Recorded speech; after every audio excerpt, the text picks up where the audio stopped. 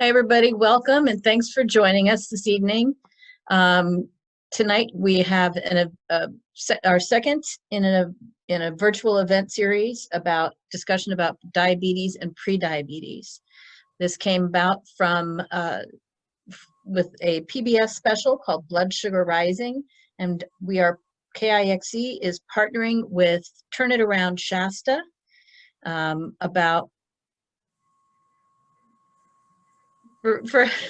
which was created to address the rising diabetes and prediabetes issue in our counties. So we are recording this webinar, so you can come back and watch it if you need to.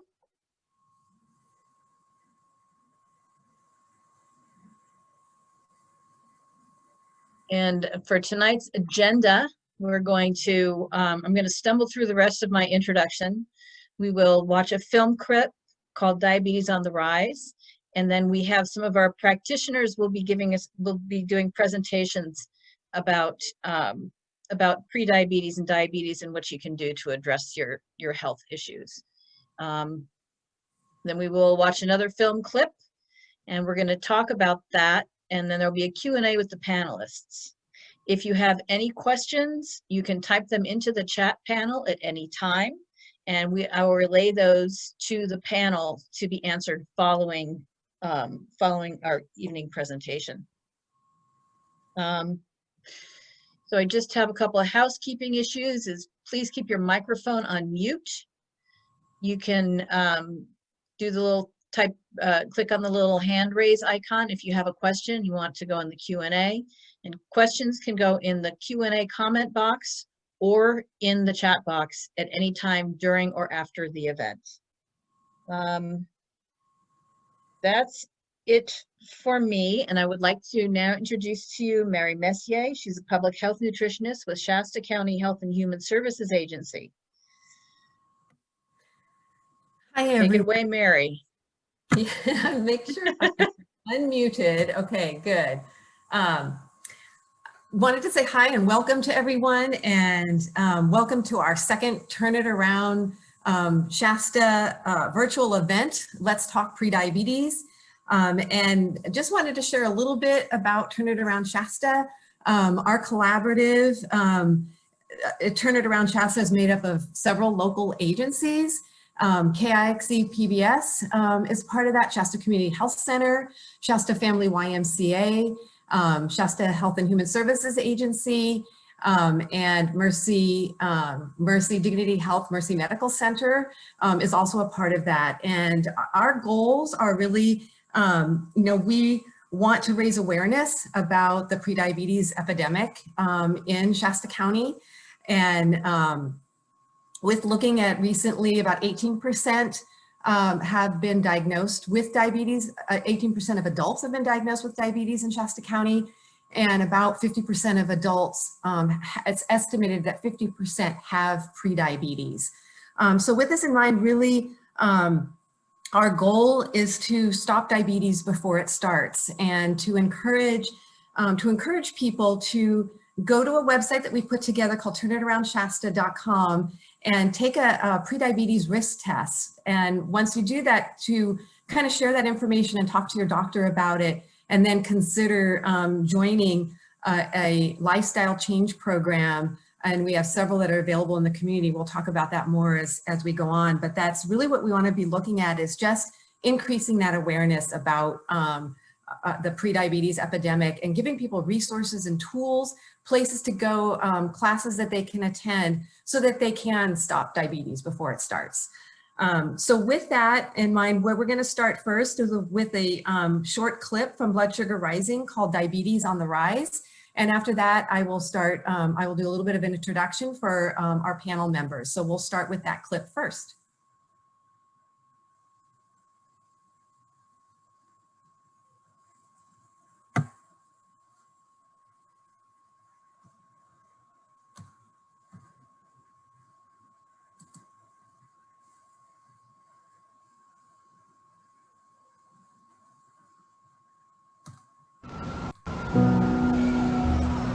In the United States, it is estimated that there's about 100 million people with diabetes, 100 million people in the country.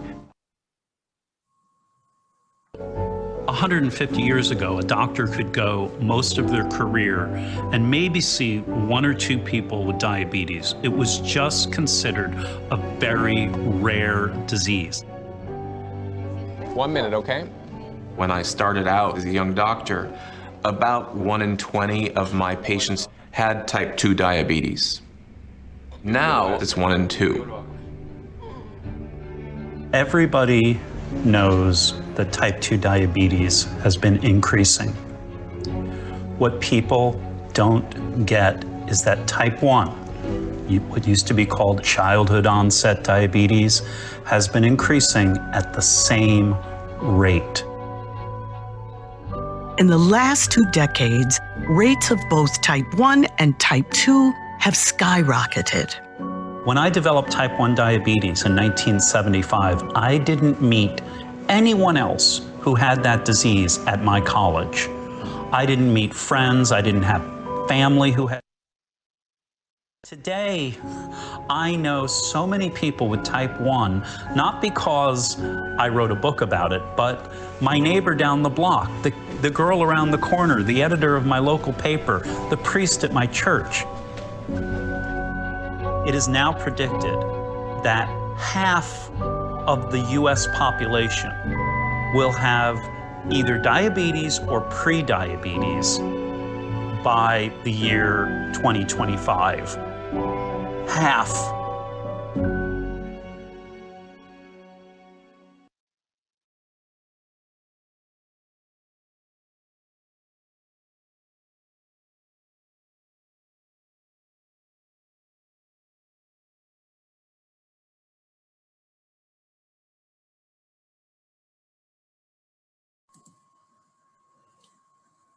Hi, everyone. I think we're all back, and I think I can be heard. Bye, everyone. 1 second. All right. Okay, can everybody hear me okay? As we go back. So where I want to start with, great, thanks, Katie. I wanted to take a moment now. I really have the privilege of introducing our healthcare practitioners for this evening, and they'll be sharing their expertise. So I would like to also just share a reminder. Please feel free to put your questions into the Q&A or the chat box anytime during all of our presentations. But then after each practitioner's had an opportunity to present, then we will have an open time for Q&A and answering all of these questions. So that'll be at the end of the presentations. So I'd just like to start first with introducing Katie Waller. She currently works as a family nurse practitioner and is a medical director at Shingletown Medical Center. Since becoming a nurse practitioner, her time has been spent in primary care in the rural setting. Katie loves primary care because we have the opportunity to make a positive impact on people's health and lives before things become bigger problems. So I'd just like to say welcome to Katie, and I will allow her to take over and start her presentation. Thanks so much, Mary. It's an absolute pleasure to be here. I'm really grateful for the opportunity. And like Mary said, you know, my favorite part of primary care is the health promotion and prevention aspect of it. And prediabetes is one of the best ways for me to practice that, where we can identify that something's going wrong, but before it's a major problem. So I first want to go over the basics of what prediabetes and diabetes are. Basically, they're problems related to the blood sugar being too high. So we'll start with how your body normally processes sugar. So when a carbohydrate is eaten, like in this picture, we've got an apple, but that could be any fruit, vegetable, whole grain, or sugar. That carbohydrate is broken down through digestion into glucose. Then that glucose enters the blood system, and that's through the GI system, whether it's your mouth, stomach, or bowel. So that's what we call blood sugar, blood glucose, and that's what we're directly measuring when we are checking your blood for your blood sugar. Then insulin comes into play, and insulin's a hormone that's made by the pancreas that's secreted when it senses that the blood sugar is rising in your bloodstream. Insulin allows blood sugar to get into the cells, and this is a critical process for life. It allows the cells to have energy and do the jobs that they need to do. Literally, if we don't have insulin, we cannot live.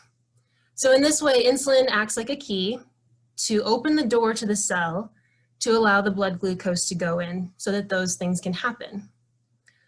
I also want to briefly clarify the difference between type 1 and type 2 diabetes. So they're both diseases of high or abnormally high blood sugar, but they start out in different ways. So type 1 is generally onset in childhood, though that's not always true, and is believed to be autoimmune. So really, it's hard to prevent that or avoid it. If you're gonna get it, you're gonna get it. Whereas type 2 diabetes, and also say that type 1 diabetics have to have insulin. Their pancreas literally doesn't make it, so that's why they have to take insulin. For type 2 diabetes, it's more predictable. We know that it's generally onset related to diet, lifestyle, and obesity. And insulin isn't always required for that. People with type 2 diabetes have an issue with insulin resistance, which I'll get to, compared to people with type 1 where they have a lack of insulin. And prediabetes is always a precursor to type 2 diabetes. Doesn't mean you'll get type 2 diabetes, but you never get type 1 diabetes from prediabetes. So that's what normally happens with blood sugar and insulin, but things can go wrong, and that's when prediabetes and diabetes can be brought on. So if too much sugar is eaten and enters the bloodstream, like when you eat a lot of processed foods, like what's over here, the pancreas has to work extra hard, has to go into overdrive and produce enough insulin in order to bring the blood glucose down and put that glucose into the cells. However, only so much sugar can be used by the cells, so any excess sugar is then stored in fat cells, and unfortunately that leads to weight gain. It's kind of a vicious cycle.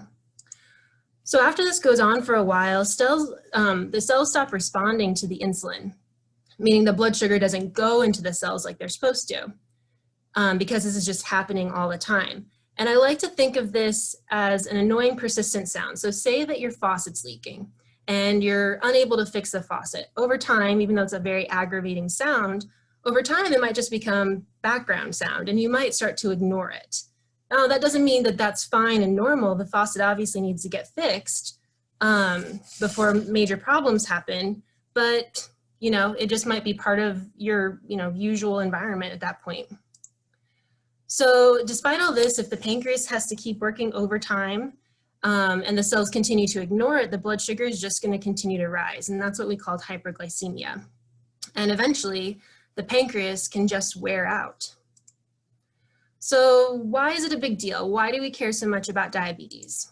Well, high blood glucose or high blood sugar causes damage to body cells and tissue. This is mainly nerves and blood vessels, but it's a big deal because literally every part of your body is supplied by nerves and blood vessels. I like to think of this like oxidation when a car kind of starts to rust because it's exposed to air and moisture, or the inside of an apple turns brown when you take a bite. Those surfaces start to break down, and that's kind of what happens to the nerves and the blood vessels as well. So specifically, cardiovascular disease is a big deal, and that's compounded when you have high blood pressure. This increases risk for heart attack, stroke, and heart disease. Kidney damage is also common, and diabetes is one of the most common reasons for needing dialysis. Nerve damage to eyes, as well as cataracts and glaucoma, can occur, and diabetes is the #1 cause of blindness in the Western world. Peripheral neuropathy is a painful condition that often affects extremities, as well as muscle weakness are common side effects of diabetes. Feet problems are common both because of the nerve damage and the inability to feel the feet. So if you get a sore or a wound, that you may not know it's there, and it can get much worse, can lead to complicated wounds, and in extreme circumstances can lead to amputation. Diabetes can also cause something called gastroparesis, which is a slowing of the gut system that can lead to nausea, pain, and other digestive issues. And people who have diabetes, over 90% of them have fatty liver. And fatty liver is now poised to become the most common reason or need to have a liver transplant. This was previously, kind of still is, but will soon not be because of hepatitis C, because that's a curable disease now, and it's going to be probably overtaken by fatty liver. People with diabetes tend to have more cavities and gum problems, and also have more UTIs and sexual dysfunction like erectile dysfunction. And people with diabetes are more likely to have hearing impairment. And no surprise, people with diabetes are more likely to have depression or other mental health issues, because this is a lot of things to deal with. And on top of all that, having type 2 diabetes decreases life expectancy by about 8 to 10 years, and medical expenses are about 35% more than the average US person. So with that all being said, prediabetes doesn't have to mean prior to diabetes. We hope that it'll mean prevent diabetes and turn these processes around. So what can we do about this? Well, the first thing is to educate yourself, and so I commend you for being here and learning more. The next most important thing is to make diet changes, things that are sustainable and lifelong changes that are not like fad diets. Other lifestyle changes include increasing activity with a goal of at least 150 minutes per week. Some of that should be muscle strengthening, some of it should be aerobic, and you can break it down however you want. It's 20 minutes, 5 days a week, 10 minutes twice a day. As long as you're meeting that 150 minutes, that's a good heart healthy way to do it. These things can lead to weight loss, and even 5 to 7% of your weight, losing that is significant and reduces your risk. And when we think back to that leaky faucet that I was talking about, the diet changes by reducing simple sugars and refined carbs will overall decrease your blood sugar. But the lifestyle changes like activity actually help sensitize the cells to the insulin. So you're actually fighting that insulin resistance that we were talking about. It's also important to know and address other risk factors. So that includes waist circumference, or what we call central obesity, where you carry your weight kind of in the more midsection. Fixing any abnormal cholesterol levels, making sure your blood pressure is controlled, and quitting smoking and drinking if that's something that you do. You also might consider medications, and that's something you can talk with your healthcare provider about, as well as monitoring your A1C. That's a 3-month average of your blood sugar that kind of gives us a better overall view of your blood sugar than just a one-time finger prick. And finally, as you're making these changes and having success, it's important to share these positive changes with friends and family. So we've heard and we know that a lot of people are in this position, and unfortunately prediabetes and diabetes is only poised to increase. So if we can start to make lifelong healthy changes in a lot more people, especially young people, we'll have healthier individuals and healthier communities, and that's definitely the goal. So I thank you for your time, and I look forward to hearing from Lindsay and Janelle and for our discussion.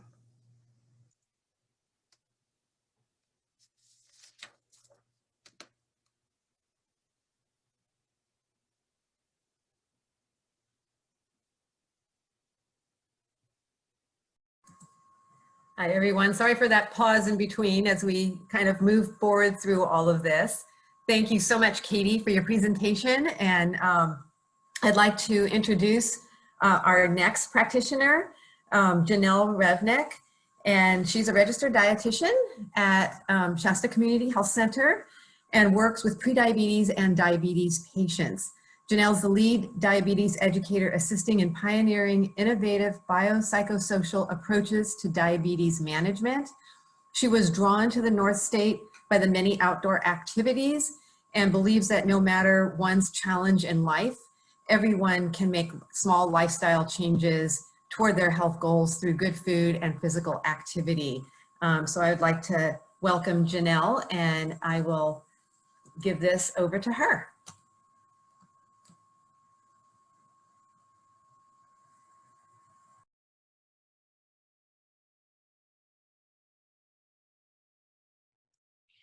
Okay, thank you, Mary. Can everyone hear me okay? Yeah, okay.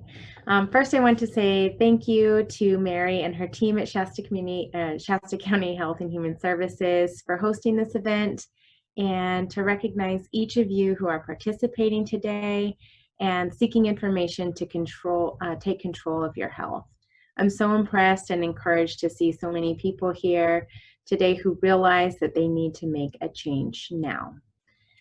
I'm sure that many of us have either been told or have had thoughts about changing our diet or starting an exercise plan to lose weight. Maybe some of you have even tried a few fad diets in the past, some successful where we've lost some weight, but then gained it back again. I talk to a lot of people who are discouraged and just don't know where to begin. And I'm here to talk about that with you and to tell you that there's no better time than now. Let me see. There we go. Diabetes is a very serious and life-altering disease that is very difficult to manage once it is advanced and has impact on every part of the body. Of course, there are medications that help people manage the disease, but the number one way to control diabetes is to change how we think about food and the way we treat our body. The medication alone cannot stand up to the disease without addressing an unhealthy lifestyle. So Katie mentioned how important the pancreas is in handling energy and nutrients. The point of diagnosis of prediabetes, the pancreas has already lost half of its function. I like to think of my job as the protector of my pancreas. And we make decisions every day. In fact, all day we're making decisions about what to eat, and the food we put in our mouth has a huge impact on either protecting the pancreas or continuing to damage it. Similar to putting gasoline in your car, if we have to put the right type of gasoline in our car and the engine works properly. However, if we start to put the wrong type of fuel in our car, you would expect things to stop working. And the same thing is happening in our body when we're not giving it all the nutrients it needs. In fact, in order to get all the right amounts of vitamins and minerals and fibers that our body need to function properly, half of everything we eat would need to come from fruits and vegetables. Half of the grains we eat would need to come from whole grains. That is just not how most of our meals look on a daily basis, right? Far from. Additionally, our bodies are not designed for prolonged sitting. They need to move around. The American Diabetes Association sets the recommendation for sitting at no more than 90 minutes at a time. Most of us sit all day at our jobs, then come home and sit down to eat dinner and watch television, which is not what our body wants or needs. So, what can you do today to start the journey toward protecting your pancreas and taking control of your health? I believe that the answer is to start anywhere. Just start. Start by looking at your food and asking yourself, what's in this? Start by turning the package around and reading the nutrition facts label and switching out products that do not contain whole ingredients. Start by adding an extra serving of vegetables with your meals, or pick up a cookbook at the library and try cooking up something new. Start by standing up and taking a walk, even if it's just for 10 minutes, or stretching your muscles before bed. Remember that lifestyle change is not some new fad diet that has a time frame, but a continuous journey that you have to strive toward each day. Now, Lindsay will be talking next about the emotional impact of that journey and how to treat yourself with kindness and understanding to get through it. So thank you all for your participation. I'm looking forward to your questions and your interest in this topic that impacts all of us. We're in it together. Thank you.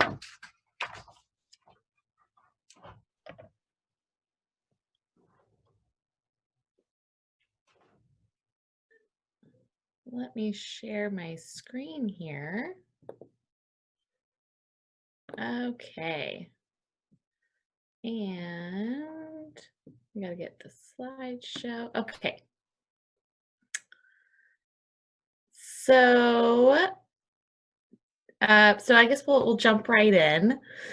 So I'm Lindsay. I am a licensed marriage and family therapist, and I am a behavioral health consultant at Shasta Community Health Center. When we think about prediabetes, a lot of us here in California know a lot about fire. We're all very familiar with fire. So prediabetes is kind of like the smoke alarm that's going off. And diabetes is sort of like the wildfire that's happening because we avoided the smoke alarms. So we're trying to prevent the forest fire by looking at our alarm systems. So sometimes what prevents us from packing our evacuation bags and moving out when a fire comes are things like denial or fear or depression. And they can kind of keep you stuck or not act on something. I think we've talked a lot about preventing diabetes because this topic tonight is on prediabetes. And we really want to prevent it from happening because, as Janelle had said, you know, it's very treatable and very manageable when it's early on. Sometimes later on, if we ignore the alarm signals, things can get a little more tricky. So again, talking about prevent. So in most cases, type 2 diabetes can be prevented if we acknowledge the warning signs. And some of those signs are excessive weight, especially around our midsection, eating a lot of processed foods or quick and easy foods like Janelle was talking about. So a lot of the fast food options. And then prolonged sitting. Our bodies were really not designed to sit as much as they do now. And we've become very efficient sitters, which unfortunately sometimes makes starting an exercise routine even more challenging. But again, when we get an alarm, like our blood sugar's elevated during a finger stick in the office, or we get our labs tested and our A1C is elevated, and really anything above 5.7% on our A1C is an alarm. And then we want to take it seriously. So a lot of times I hear, because I work in a primary care setting, and a lot of times I hear people say, oh, it's just prediabetes. Oh, it's just prediabetes. I'm doing okay. Things are fine. And unfortunately, like that's the best time to act because if we don't act on it, things could become catastrophic. So the big one is denial. And this is something I hear every day in my work. And a lot of times it's just a defense mechanism. So when we get under stress, especially fear, denial is kind of the first defense mechanism that happens. And a lot of times we tell ourselves these things that kind of keep us in denial, like, you know, one bite won't hurt. Oh, this sore is okay. It'll heal itself. I'm going to go to the doctor later. I really don't have time to eat healthy. I don't have time to think about diabetes. And my diabetes isn't serious because it's pre-diabetes. And it's really much more important than that. There's some great resources for mental health, and one of them is diabetes.org, has a whole section on mental health and diabetes because they really go hand in hand. This is such a great way to depict it. Are you depressed because you have diabetes, or is diabetes causing your depression? Yes. The answer is yes. So about 50% of people who have diabetes, whether it be type 1, type 2, or prediabetes, also have been diagnosed with depression at some point in their life. And if you think about the symptoms of both diabetes, prediabetes 1 and 2, and depression, they're very similar. So overeating, inactive, unmotivated, tired, not feeling well, missing work, not enjoying the things you used to because you don't feel good, feeling pretty hopeless about making any lifestyle changes, like what Janelle was saying, how sometimes people get started on a change and they get really discouraged at how hard it is. Feeling really helpless, being able to make changes. And again, the denial and the withdrawal is so common with diabetes, particularly pre-diabetes. So I'm so glad everyone's here and interested in making changes. And if you look at this graph here where it's diabetes, depression, and medical comorbidities, so that's high blood pressure, that's high cholesterol, that's asthma, other medical conditions, they're all interconnected. So it's really hard just to treat one of those things. Treating the whole system is really the best bet. And you can do it. So definitely talking with your provider, whoever that may be, your doctor or nurse practitioner, behavioral health consultant, therapist, whoever you're seeing and you have a good relationship with, talk to them about the alarm bells. So if you have, a lot of times you have to be your own advocate also. So if you know that you have elevated cholesterol, your blood pressure is a little higher, and you've noticed a couple extra pounds, like the COVID-15, you know, that would be a great time to talk with people or talk with your healthcare providers about, hey, what's my risk? What should I do? Or taking that risk assessment is a great idea. And then behavioral activation. So this is something we use to treat depression, but it also works great for prediabetes. If you move your body just 15 to 30 minutes a day, you know, a little more might be better. But if you just get in the habit of moving your body, you're not only going to feel better physically, but feel better emotionally, giving yourself more energy and kind of resetting your habit. And then talking to other people with diabetes and prediabetes. Loneliness is such a huge thing with diabetes, and nobody wants to talk about it. There is a bit of shame associated with it because sometimes it's brought on by lifestyle. But there's about 100 million potential friends that you could talk to about this, given the prevalence of prediabetes and diabetes in America. And Facebook is such a good place to do this. Also here in Shasta County, we have at the YMCA, we have a diabetes prevention program that you can talk. We have someone here tonight who can talk more about it too. But just getting to know other people who have diabetes, because making lifestyle changes together really promotes long-term changes and helps hold you accountable when you're having a tough time. And I think we're going to pass it back over to Mary. Let me stop sharing my screen. Okay.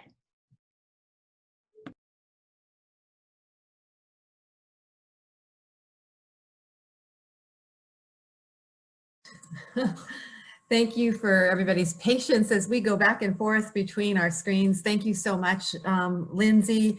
I didn't get a chance to introduce you, but I think you did introduce yourself. And thank you so much for that presentation. And at this point, what we're going to be doing before we have our Q&A opportunity to answer some of the questions you guys have been putting into the chat box, we're going to do another short clip from Blood Sugar Rising called Diabetes Diagnosis.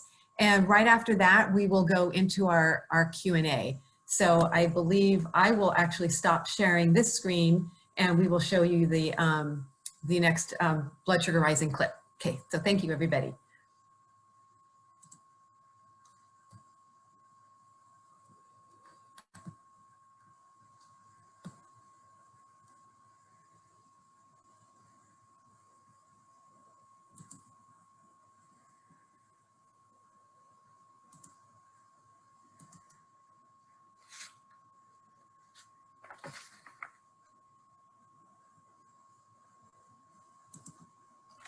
My name is Tracy Terraro Vasquez. I was diagnosed for diabetes late December, early January, okay, and type 2. This physician has just told me that my life has to change because if it doesn't, I won't have a life.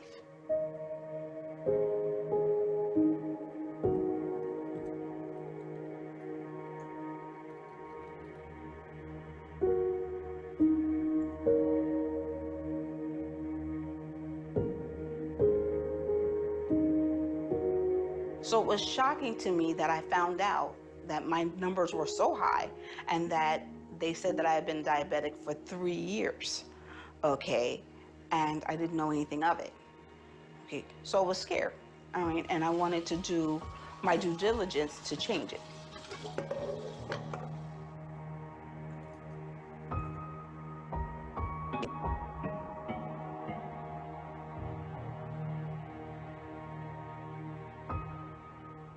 My first thing was to call my physician and find out what was going on, all right, and find out, can I cure it? Is there a way to reverse it, all right, and how to start dealing with it. in my view, you should have been concerned about it and we should have had a conversation. But we didn't, all right? But at this point in time, we're having the conversation now. So the next point is, how are we gonna fix this? We are at 128, which is good. It's under what it's supposed to be. I wish it was a little bit lower, but I'll take that. The first thing he did was put me on metformin, all right? And then he set me up with a nutritionist.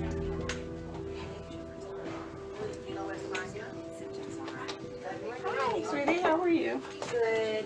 Okay, come on in. Nice to see you again. Thank you. Nice to see you too. Oh, all right. How you feeling today? Tired. For Tracy, I think some of the education was around what her numbers meant. Like, this is what your A1C is. So your A1C is your hemoglobin A1C. We gave her a little education around that. This is what we considered a controlled or managed like number, and this one is not. And the number was when you first... 9.8, and that's what we would consider quite extreme, like quite uncontrolled.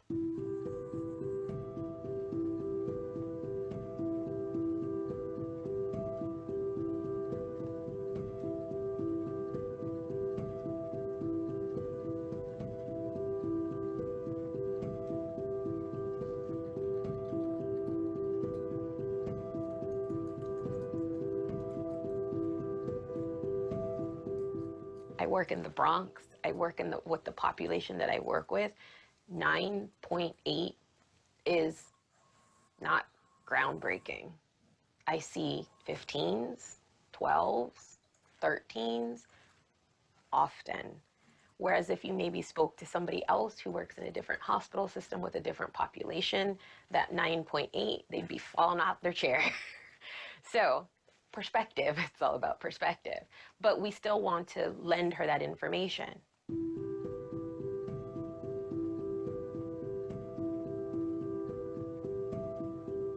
I can lose my life, okay? My kids can lose their mother, you know what I'm saying, if I don't take care of this.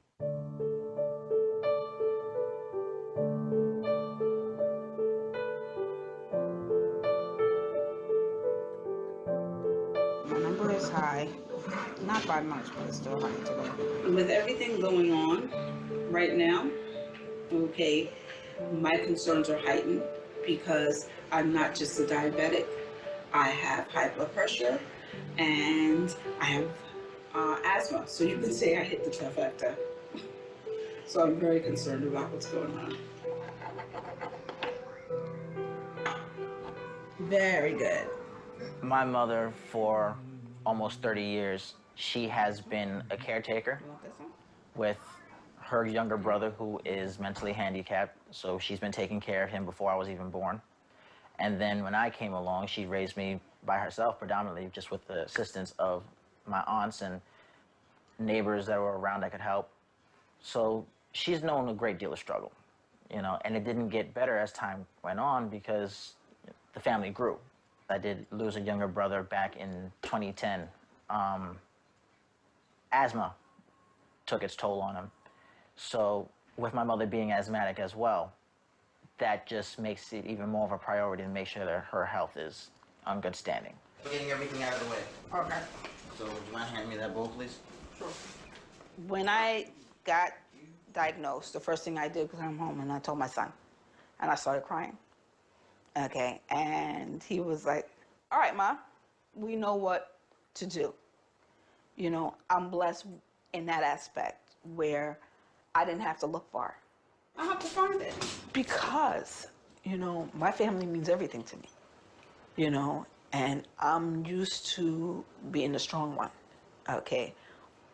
But this couple of months have shown me, okay, I raised some good kids. I have amazing sisters, okay, and amazing friends, you know, and a good family that it fills my heart. It's so emotional because I know people who don't have that. You know what I'm saying? All right, to know that they may not know what my body feels like right now, but I can get on the phone and sit there saying, I'm having a bad day. time. Want some water? You look at her progress when she's working out, and yeah, of course, it's gonna be tough. You know, at the age of 50, your bone marrow is reducing, your muscles are reducing, so it takes a lot more effort than if you were in your 20s. So it is gonna be hard for her, but that doesn't stop her. Drenched in sweat, she still continues to keep pushing. And as long as she's willing to push, I'm willing to push with her. So yeah, diabetes has definitely changed a lot.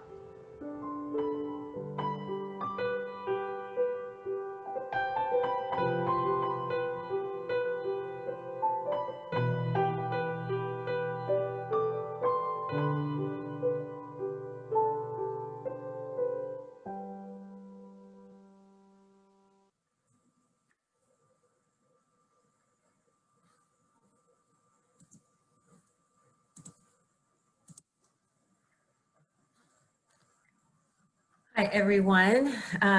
We have now gotten, thank you for putting up the clips for us.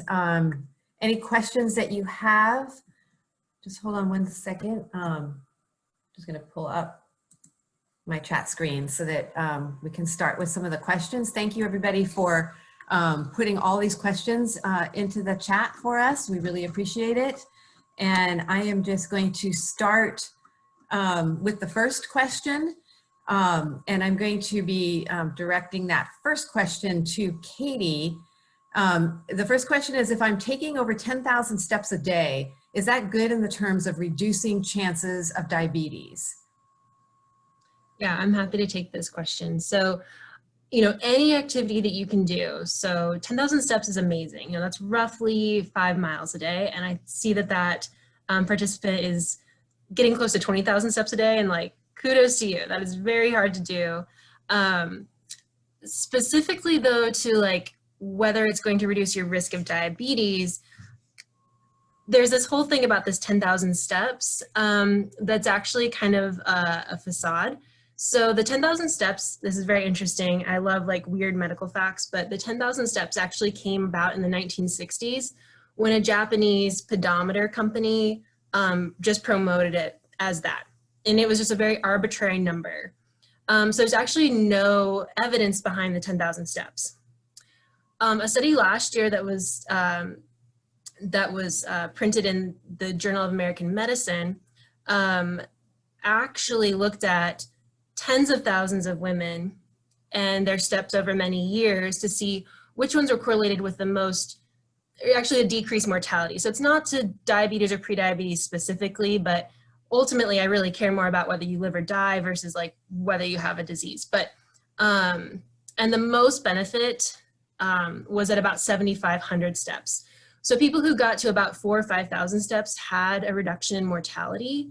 And that continued to increase that reduction in mortality up to about 7,500 steps. And then it just kind of leveled off.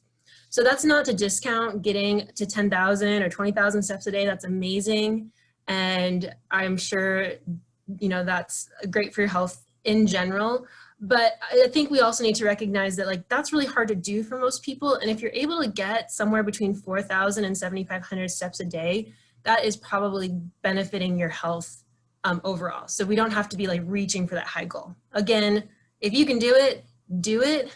But just, you know, that's not, like Janelle and Lindsay have both talked about, it's hard to do. We live, you know, these kind of different lifestyles than we once did.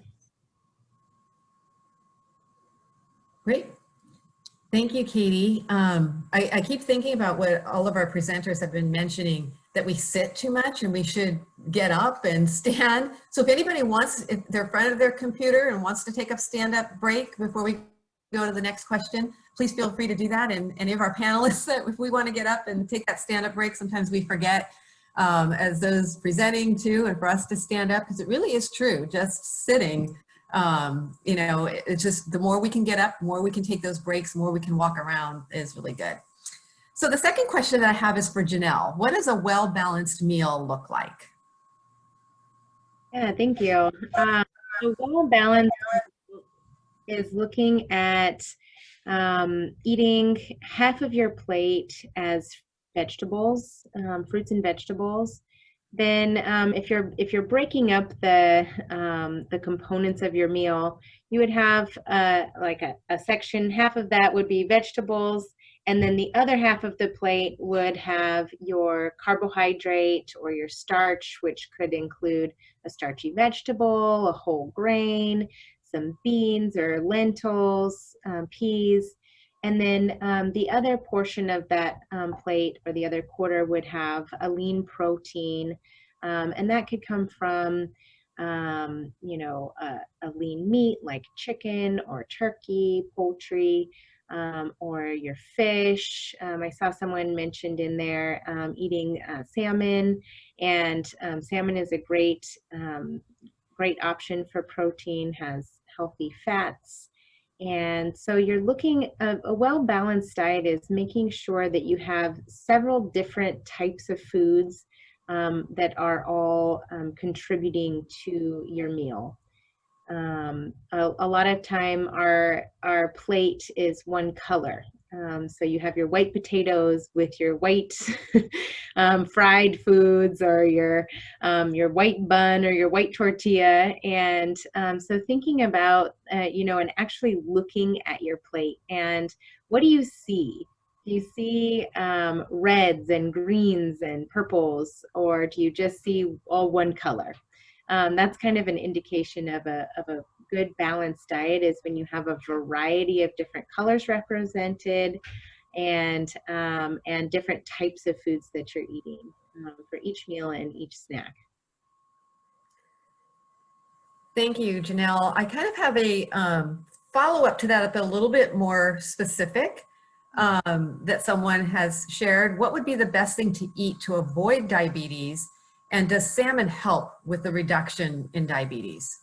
Yeah, that's a great question. And I wish that there was like a diabetes prevention food that we could all just kind of take like a pill. But it does take a little bit more effort than that. Really, you know, eating the style that I just described, and avoiding foods that are high in sugar, avoiding foods that are heavily processed, and eating more foods that are from the whole ingredient. So when you look at your plate or you look at your meal, you should be able to tell where that food came from. So for example, if I'm looking at you know, a Cliff Bar, nothing against Cliff Bar, but I can't really tell what's in that unless I read the ingredients, right? I have no idea what they put in there. And then even if I read the ingredients, I might still not have any idea what that is. And so that's kind of an indication that that might not be a protective food. Versus if I'm looking at my plate of green beans or a salad, I could pretty much look down at it and see what I'm eating and name those foods.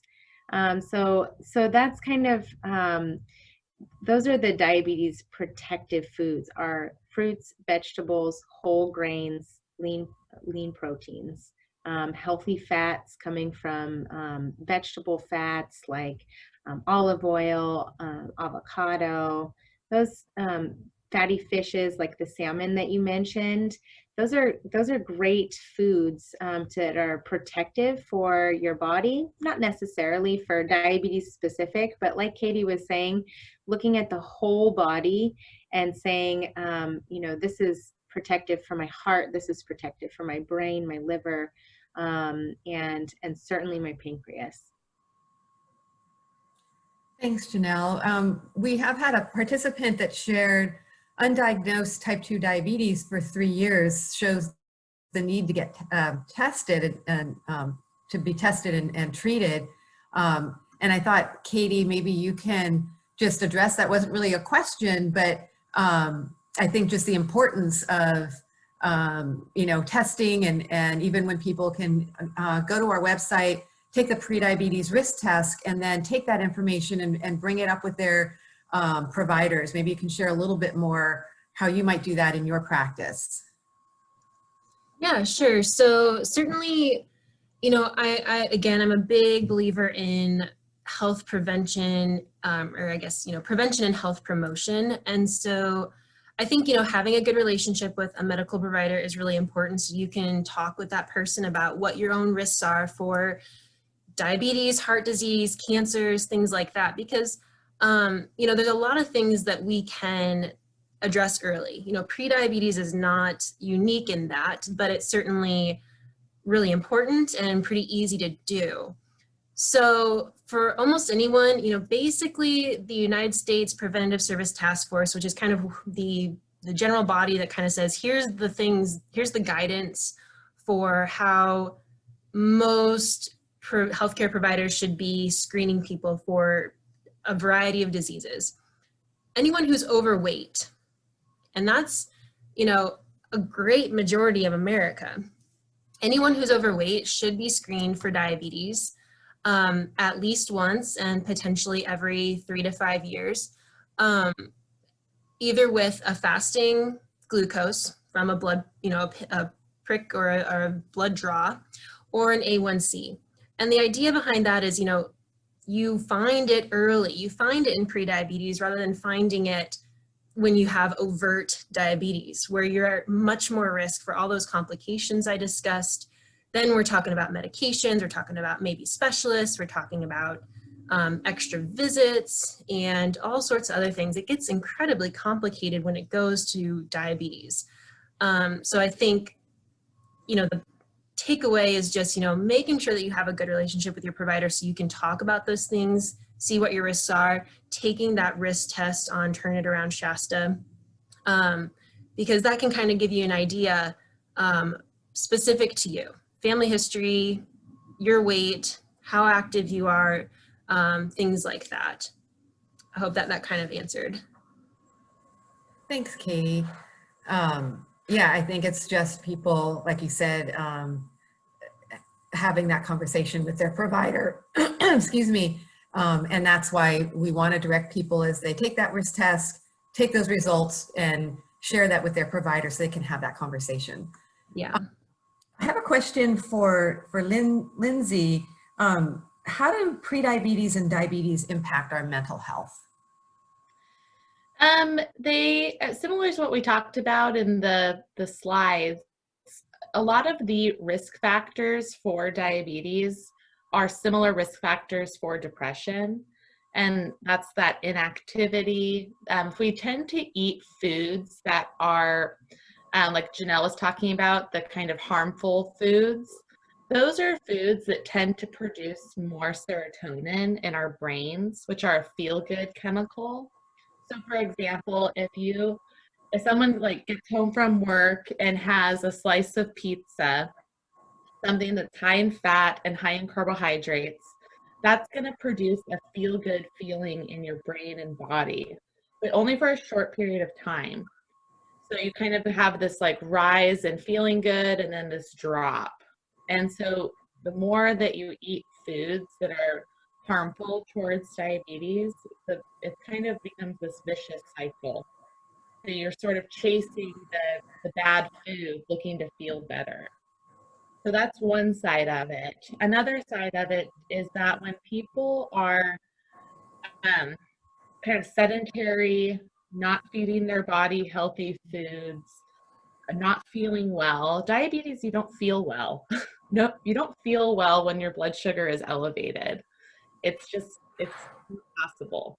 So if you're not feeling well, that's going to lead to being more tired. That's going to lead to some of the sexual dysfunction, leads to relationship dysfunction, a lot of loneliness, a lot of isolation, feeling withdrawn. They really go hand in hand.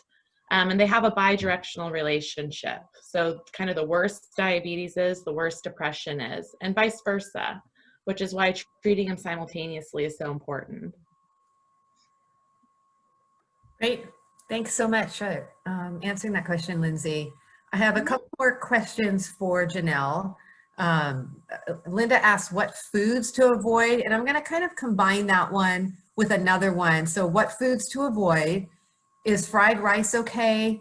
What about brown rice? Sometimes they have white rice, peas, carrots, eggs. are sugar substitutes, and maybe I'll hold off on this one. So go ahead and answer that first question, and then I'll ask the question about sugar substitutes. So, so the question is, what types of foods are to avoid? Yes, that was the first part. Yeah, and then there was a list of some foods that they were asking if they're okay. So go ahead and start with just that first question, what types of foods you should avoid. Yeah, avoiding foods. I think Lindsay just kind of put it out there. The foods with sugar, salt, and fat in high amounts, those are foods that can be considered addictive. People joke about it, and I say, no, it's not a joke. They say, I think I'm addicted to food. And actually, that cycle that Lindsay was talking about can become very addictive. And if you think about foods that have that sugar, salt, fat combination, French fries, chips, burgers, pizza, these foods, you can eat 10,000 calories of some of these foods and not realize it. That cycle of hunger and satiety is interrupted. And so we tend to overeat those foods and still feel hungry after. And so these foods, in addition to caloric beverages like drinking juice or soda or Gatorade that have a lot of sugar added to them, these can be pretty harmful for your pancreas, and you do tend to overeat carbohydrate and overeat calories when we're eating these foods. So avoiding them is a good idea, especially if you're trying to lose weight. Avoiding these foods are a good idea. Now, is rice harmful for you? Is some of this food, is it harmful to eat a hamburger once? No, I I eat hamburgers. I eat rice. These things are okay to eat. It's really looking at the portion size and frequency of these foods. Is this your whole diet, or is it something that you're eating every once in a while? A lot of times we think about treats. Ooh, I'm going to treat myself. There's nothing wrong with treating yourself. I'm a big fan of dark chocolate. But when these foods become not treats, but your entire diet, that's when we have a problem. So when you're looking at rice, changing your white rice, which is a refined grain, into brown rice more often, or half of the time, which is a whole grain, is a really good idea. And that way you're just getting those B vitamins from your whole grain. You're getting more fiber out of the whole grain, and consuming less refined grains. Mary, was there another part to that? One more question. Janelle was talking about sugar substitutes. Are they as harmful as regular sugar? And how should they be looking at using sugar? Should they or should they not use sugar substitutes? Yeah, I have mixed feelings. And Katie, if you want to weigh in on this, you feel free. But I have mixed feelings about the sugar substitutes. Having a little bit of sugar in your diet, like I said, it can be considered a treat. If we have a problem with our pancreas and our blood sugar is rising, then we certainly don't want to add more sugar to that, right? And pure sugar does put a lot of pressure on our pancreas to perform very quickly, and we also don't want to do that. So then sugar substitutes come into play, and those will not raise your blood sugar. However, studies are showing maybe not an exact relationship. We don't know why entirely, but we do see a relationship between people that tend to eat a lot of these non-nutritive sweeteners and being overweight and obese. So, if you're already overweight and obese and you do use these products, I would say probably reducing them, just eating natural sugars, eating fruit is a good idea. Katie, do you want to weigh in on that? Or Lindsay? Yeah, no, I mean, I think the points that you made were great, Janelle. Certainly trying to minimize sugar anyway. I think in the US, we are just, our sugar and sweetness consumption has skyrocketed. And to your point about the like aspartame and these other sugar substitutes, I think some of it is that they're like astronomically more sweet than regular sugar. And those sweet things are kind of addicting. I mean, sugar is a very addicting substance. There was one study on mice that mice were offered either sugar or heroin on demand. Like they could pick which one they wanted. And most of the time they chose sugar because it's so incredibly addicting. So I think just like that, even though it's not pure sugar, it's not raising your blood sugar, it gives you that taste for sweetness, which then kind of begets more taste for sweetness. So to that end, I think that those sugar substitutes in very, very, very moderation, just like with sugar, are okay. But you really got to watch then what you're having, with it. You can't have a Diet Coke and also have like a Snickers bar. That's not like a really great idea. But if you are trying to decrease your overall sugar and you're having an occasional treat, like Janelle said, that's a reasonable alternative, I think. Another part about the sugar too, there's added sugar in a lot of things that we eat. So sometimes people aren't even aware of it. But if you look at the food label, they've added a line that says added sugar. And it says, 3 grams of added sugar. So even if you think that you're not eating that much sugar, sometimes even in your bread or your salad dressings or yogurt's a big one, or things that you wouldn't typically ketchup too, which I think is crazy. Like, yeah, they have so much added. Yeah. The goal is 24 grams a day, which is, you could easily consume that in a salad dressing and some bread.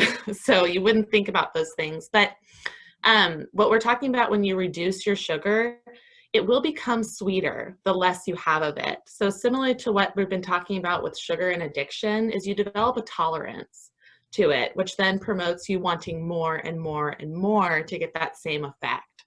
So as you reduce the amount of sugar, it will become sweeter. But definitely the sugary beverages like Janelle was talking about, like the sodas and juices, I was just telling Janelle the other day, I was going down the juice aisle and looking at added sugar in juice, just out of curiosity. And there's so much added sugar in juice. And you wouldn't think about that because it's a fruit juice. But just kind of being more mindful about added sugar in our foods and just bringing awareness to it is such a huge part about preventing diabetes, preventing obesity, or treating those conditions. So bringing awareness is definitely something we would really encourage you to do. I'd like to throw in there as well with, just like Janelle and Lindsay have both said, drinking your calories and drinking your sugar is just, one of the worst things, quite frankly, because there's just no nutrition in that. Fruit juices, I think we think, oh, it's fruit, it's healthy, but it's just the juice. There's so much added sugar and you're missing the fiber that you would otherwise get from the fruit itself. So even like a smoothie is a little bit better because you still have some of the, fibrous tissue in there that's really good for digestion and other things. Where I practiced before was in very, very rural Virginia, Appalachia. They love sweet tea. And when I went there, initially, someone told me they drank tea. I'm like, oh, that's great. That's so healthy. I didn't realize it was sweet tea. And so I worked with a lot of patients on trying to reduce the sugar. I mean, they would make a pitcher of sweet tea and put 3 cups of sugar in it. It was just enormous amounts. So that, along with like coffee creamer and things like that, the way that I like to approach it is, just like half amount or 3/4 the amount you normally would. Do that for a little while and then go down to the next level. So then like a half or a quarter of what you were doing, or just keep having it. Because like Lindsay said, you build a tolerance. So as you have less sugar, over time, your body will get used to that. And things will just like, if you get down to lower levels of sugar, things will taste crazy sweet that normally would have like done nothing for you before. So I think that that's a really important point to. Like, it is hard in the beginning, just like any, quite frankly, any addictive substance. But doing it slowly and kind of making those achievable goals, those baby steps, can be really helpful. Thank you, everyone, for answering that question. Katie, I do have another question that I'd like to direct towards you. A participant has taken the diabetes risk test, and it showed that they weren't prone to it, but their A1C is going up steadily at 6.1. They're not overweight. They don't smoke. They weigh 135 pounds or 5'4", no family history of diabetes. They want to know if they should have more studies like fasting blood sugar, or is the steady increase enough to make these changes? Yeah, that's a really good question. I did answer that, but I will share with the group too. So that brings up a really good point, that risk factors are only one piece of the puzzle. This is especially true, I find, with cancer screening. I do everything. So I'm, just a pre-diabetes practitioner. I do everything. People can get cancer without having any risk factors for it. Basically any sort of disease you can get, the only prerequisition for that is being a human. So, similar for pre-diabetes. So maybe you don't have any family history, you're not particularly overweight, but still, diet and lifestyle can play into that. And you may have some sort of genetic predisposition. That we all know a ton of people who are like chain smokers, smoked their whole life and never got cancer or COPD. And then you have someone who maybe smoked for 5 years and gets a terrible lung cancer. So we all have different genetic risks that right now we really just can't measure. But what I would recommend in that situation, because 6.1% is already pre-diabetic. So whether you have risk factors or not, that's the reality. And still, doing all these recommendations, these diet and lifestyle changes that we're talking about, and then particularly talking with your individual healthcare provider to set up a plan for monitoring this. I don't think in that situation that a fasting blood glucose is going to add to that information. One thing potentially that could be helpful would be continuous glucose monitoring to see, like, are you having, high sugars in the morning? Is it significant after you eat? That might give some information to treatment or what's going on. But obviously that's, very individualized and should be discussed with the healthcare provider. Great, thank you, Katie. I have another comment, kind of a question that any one of you that would like to answer. A participant is trying really hard to eat healthy. They've stopped drinking juices, eating ice cream, but they still think they may be gaining weight. Any suggestions on what they should do?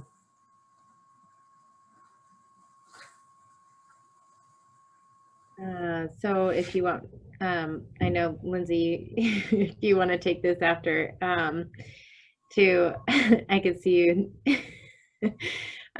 So yeah, the obvious high calorie foods are always, a good place to start. Like sodas are usually such a kind of an easy off the top one for us to pick on.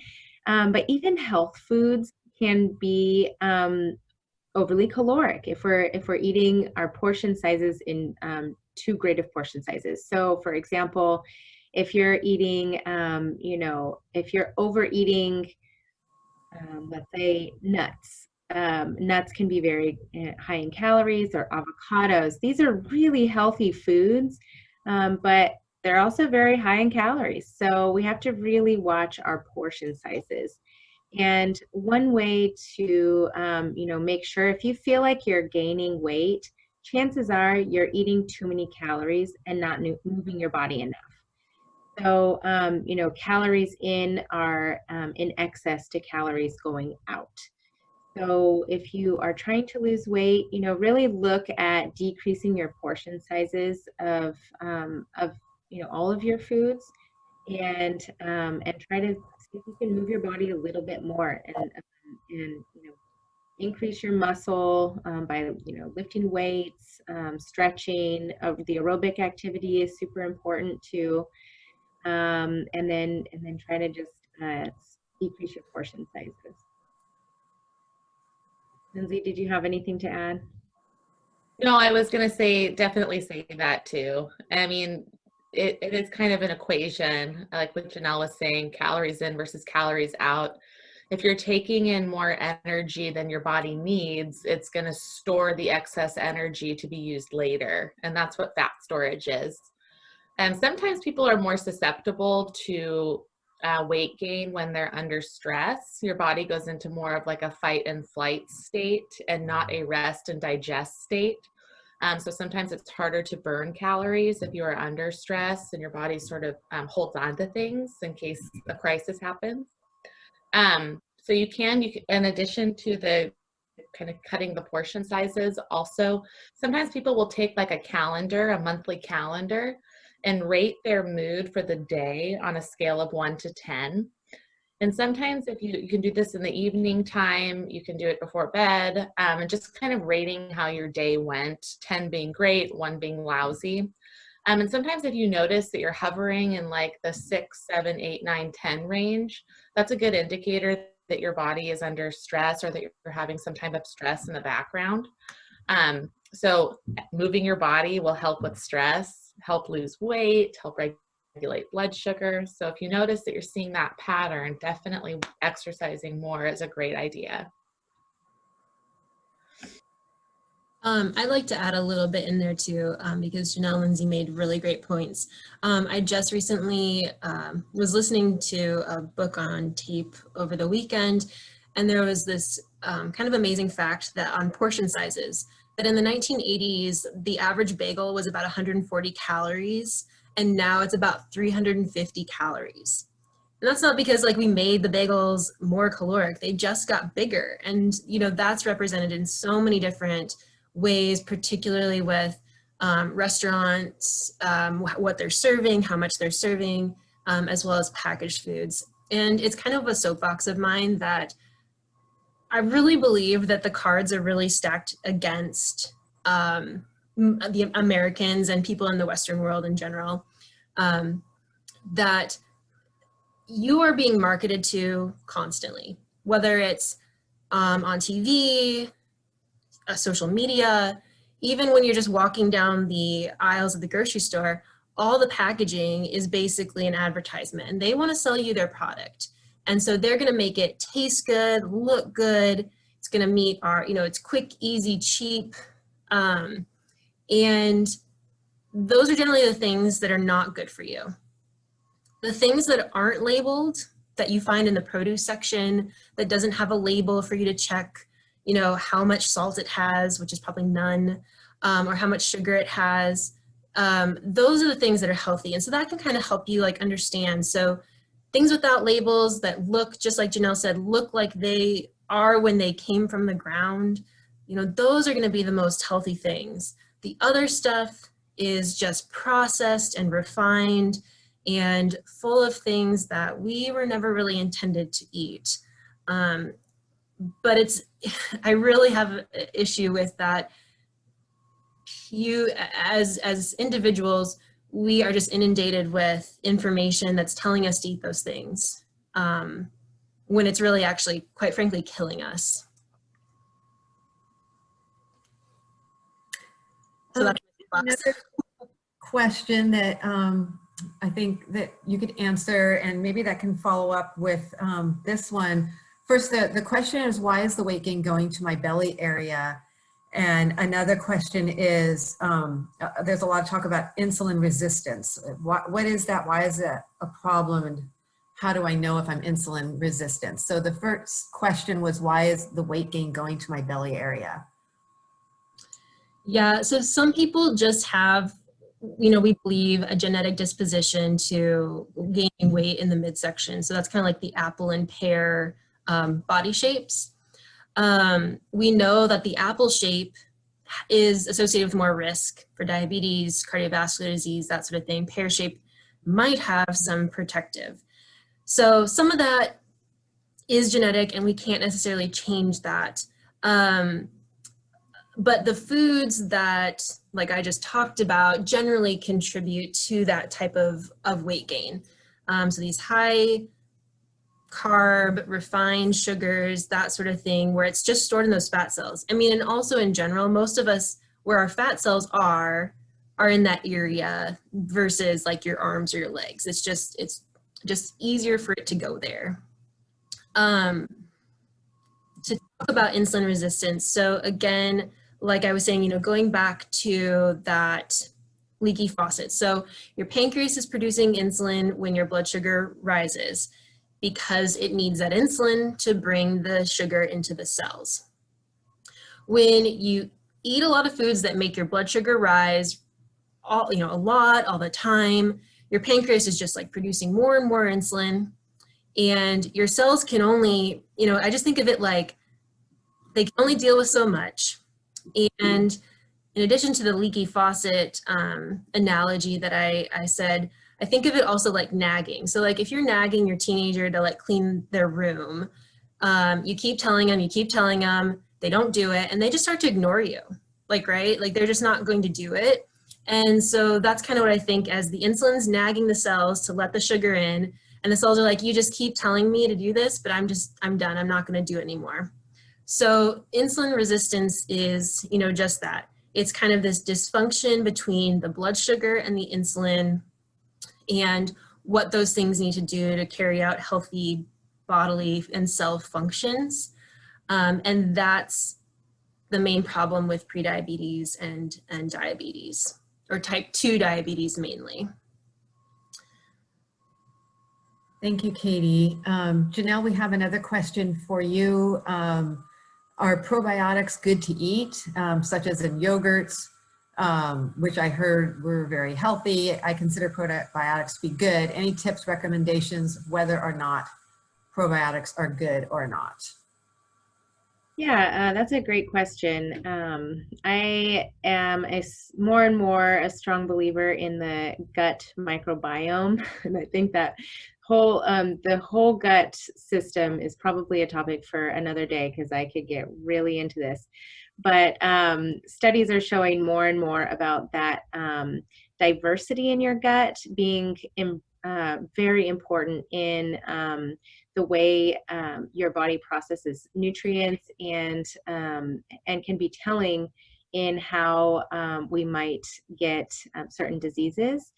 And so you do want you want to feed the good bacteria, basically, and that's called prebiotics. So you already have trillions of bacteria in your gut. And so you want to make sure that you're feeding your little microbiome in there. And so those prebiotics come, what they want to eat are fruits and vegetables and whole grains. So the magic diet, I would keep repeating over and over, and really it's half of what you eat as fruits and vegetables, and half of your grains being whole grains, being so important to every part of your body. And that includes the living organisms that live inside your gut. So yeah, you can take probiotics or eat fermented foods. So these are fermented foods like yogurts, soy, products that are fermented. There's kimchi or kombucha. These are kind of hot products right now that are fermented foods that have live active cultures in them.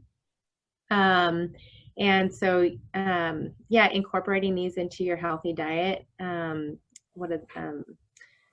Sauerkraut is another one. There's a lot of different foods out there that are fermented foods and that have live active cultures. And then remembering to feed your bugs with fiber. Thank you so much. We are going to be wrapping up pretty soon, so make sure that you add any last final questions you want to ask to our panelists. I did want to ask one other question to Lindsay, and that talks just a little bit about, why do you think the stigma around diabetes and weight may prevent people from seeking help?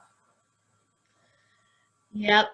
There's definitely a stigma around kind of laziness or lack of self-control. I think part of our culture, kind of Western culture, places a lot of value on kind of athletic, thin, healthy food type propaganda. There's a lot of people that kind of get shamed for having diabetes, that they like did it to themselves through lack of exercise and kind of a poor diet. But really it comes in kind of cultures or family systems. So for example, I mean, diabetes is very prevalent in families. And yes, there's a genetic component to it, but there's also a big component about, you know, everybody has it. So this doesn't really answer your question about coming forth about it, but kind of there's almost a very normalcy about diabetes. And so people don't really take initiative to change it. Because everybody in their sort of social circle has diabetes. So it's hard for them to make a change towards health unless everybody in the social circle makes that same change. So there's two parts to that. So one is that social stigma around kind of they did it to themselves, but it's also very hard to do something different than your social circle. So diabetes is definitely intergenerational. It starts when we're very young. A lot of times kids are not born very heavy, but they gain weight through inactivity and eating foods of their family. So when we talk about prevention, it's really starting the earlier the better. So that's in schools, that's in childhood. You do not have to finish your whole plate type mentality. But yeah, it's a system change. It's very hard for one person to lose weight and become physically active when everybody else is eating pizza, ice cream, and watching TV. So that's why the buddy system is so important. There's a lot of Facebook groups. There's some groups in the community to get together if you want to change your diet and change your lifestyle with somebody else. And sometimes that person can be the catalyst for change in their family. Does that answer the question? Hope so. Thank you. That was really good. Thank you, Lindsay, for sharing that with us. Just looking at our time, seeing that we've got about 5 minutes left, I want to be respectful of everyone taking the time to be here, all of our panelists and our participants.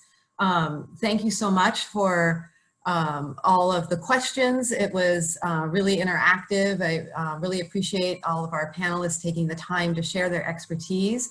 I did want to share a few more just things that upcoming opportunities that people might be interested in participating in. We're having some focus groups for prediabetes ads that will be going out. These are coming up. You'll see that on the screen this Wednesday at 1 o'clock and Tuesday in a couple of weeks on the 15th at 5:30 p.m. So this Wednesday at 1 p.m. or at 5:30, and it'll be about an hour that we just getting community feedback from, and you will receive a $20 local gift card certificate. So you can either contact me at the email address that you see on the screen at messier@co.shasta.ca.us, or maybe even easier, going to our website contact page. You can reach me there and let me know that you're interested, and I'll send you a link to participate.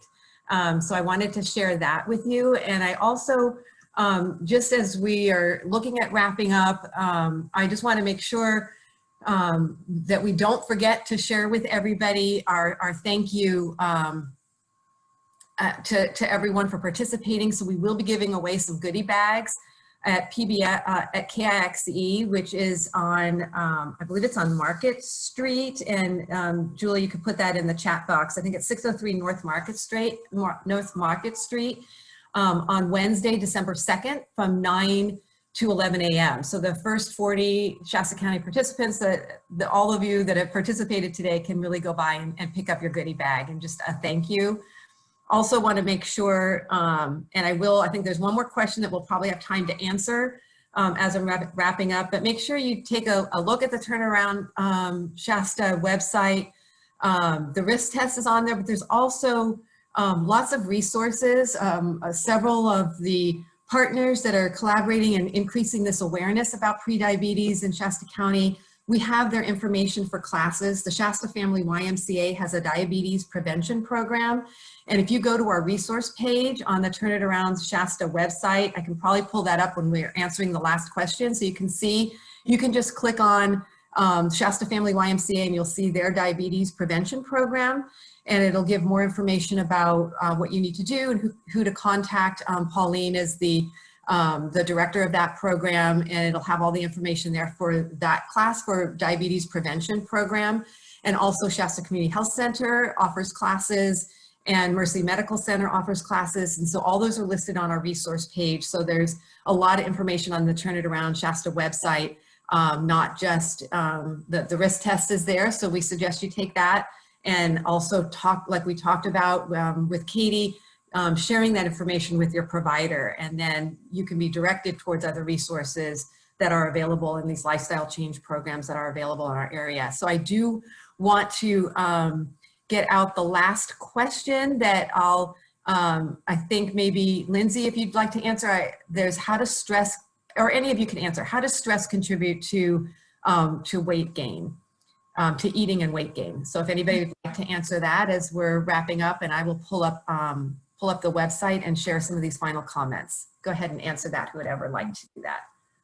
So a lot of times people stress eat, and it's just kind of a way of, it's like a self-medicating skill, because again, eating those foods that are salty, sugary, fatty, they do produce more serotonin for you, which does make you feel good physically. So a lot of times people will stress eat, they mindlessly eat. So that's where you look down and there's no more cookies and you don't realize who ate the cookies. You ate the cookies. And a lot of times it's because of stress eating. Your mind is somewhere else. And so you end up consuming much more calories than you normally would of foods that probably aren't the best for you. And then also when people are stressed, unless they have a good program, exercise program, they tend to sit, they tend to scroll on Facebook or other social medias and then eat at the same time. So a better option would be to go on a walk. And then if you still want to have the sugary foods after, reassess at that time. But definitely going on a walk and looking at your food as you eat it will help decrease that mindlessness. I think I will share my screen one last time as we answer some questions here, just so you can see the Turn It Around Shasta website. And if you go to resources on this page, here there will be listed several resources for everybody to go to. And then down on the bottom, you'll find local classes. So these are classes that you can find lifestyle change programs. Some are our partners, and there's programs available there. So for more information on any of those, but also information on walking groups and other resources you might be interested in, also recipes, more information about A1C. So a lot of information on the website. And then you can also look on our news page for any more information that you might want to see for joining other sessions that we might have. So I'll check and see if there's any final questions before we wrap up. I think, let me see one last thing here. Hold on.